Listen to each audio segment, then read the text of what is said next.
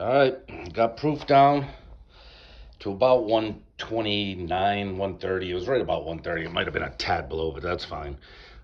Even the high 120s is a good barrel proof and entry point. So, distilled it down with distilled water, pure steam distilled water. You got to be careful when you get distilled water. Sometimes they add minerals to it. It'll say with minerals added for taste or flavor. I mean, it's up to you whether you want to use it. That's entirely up to you. I would probably just recommend getting straight up distilled water.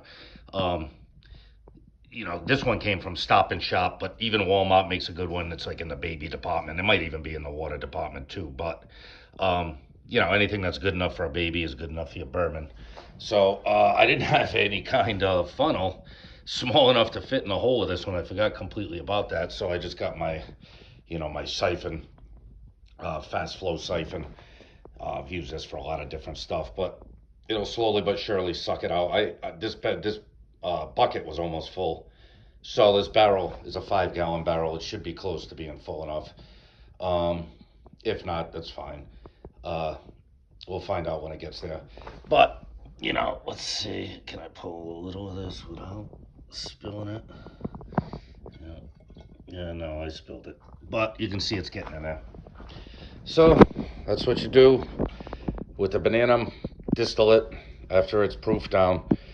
Came off the still hot. That shit was still 170 proof in that bucket when I brought it home. So I dumped over a gallon, probably about a gallon and a quarter of distilled water in there to get it down to 130.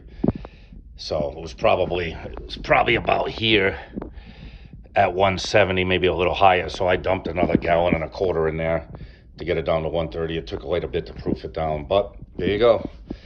There is the end of the banana mash, and double distilled, put into a barrel after it's proofed down to 130. That's what she looks like. So this is the end of the road until I drink it. I'll test it maybe every 6 months.